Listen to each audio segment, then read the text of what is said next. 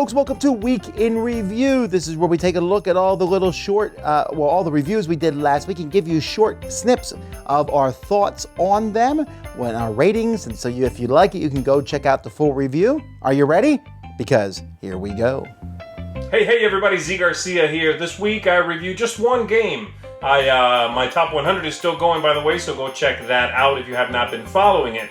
But my one review this week was Tides of Madness. Tides of Madness is a two-player card drafting game. It's a micro game as well, only 18 cards.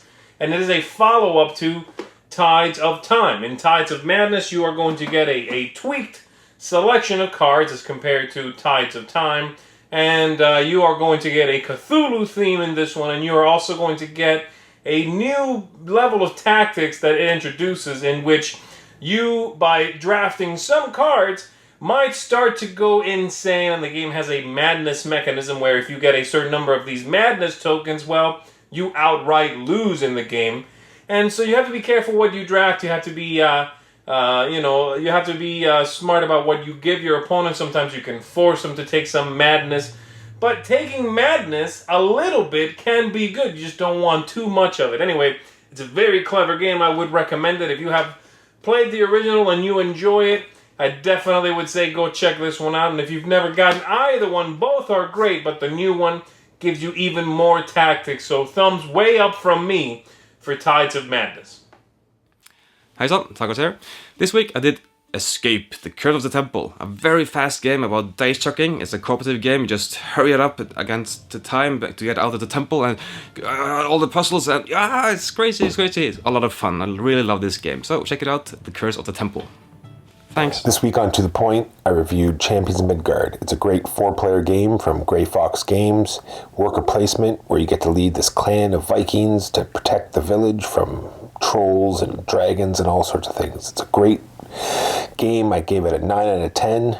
Check out the review. Okay, and for me, lots of good games that I took a look at last week. We had The Princess Bride, I Hate to Kill You, which is based on The Duel. And actually you have 4 different characters from The Princess Bride, and you have a short duel.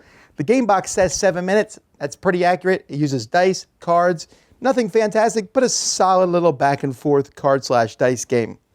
Then we have Tyrants of the Underdark. Sam Z and I all took a look at this one, which is a mix of deck building and area control set in the Forgotten Realms Drow section of that universe.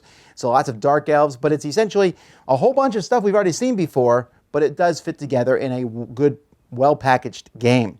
I also took a look at the final 8 summoners for Summoner Wars. They released those. The second summoners, what's that? The Shadow Elves, the Deep Dwarves, the Mountain Vargath, the Swamp Orcs, the Mercenaries, the Sand Goblins, the Benders, and the Filth.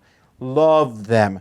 Great additions. This is a nice way for them to end. My favorites, if you care, are the Sand Goblins and the Mercenaries. Really enjoy both of those factions a lot. It's 2 of my favorite, maybe my 2 favorite even. Just a great way to end it. Summoner Wars is now finished, but there's a ton of content out there. Huzzah! My First Stone Age was a game my kids really enjoyed. This is a Stone Age made for younger kids. It has a little bit of memory, has some get different resources to build huts. I liked it. Great components. Very solid choice. It won the Kinderspiel Award, and I can see why. Captain Sonar. Woo-wee, did I like this game. This game is a team versus team game, up to 4 players on each side. Each side is running a submarine, and you're using logic to figure out where the other team is. Go watch my review and check out where I talk about the radio operator, because that's the point where you're like, boom, this game is awesome. It really is cool. I like it a lot. And finally, Royals, which is part of the Dice Tower Essentials line. I enjoyed it the first time I found it.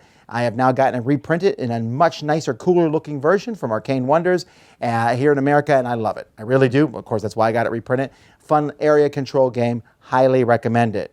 There's also lots of other videos from last week. Most of those, the Origin Summer Preview stuff, so you can go check those out.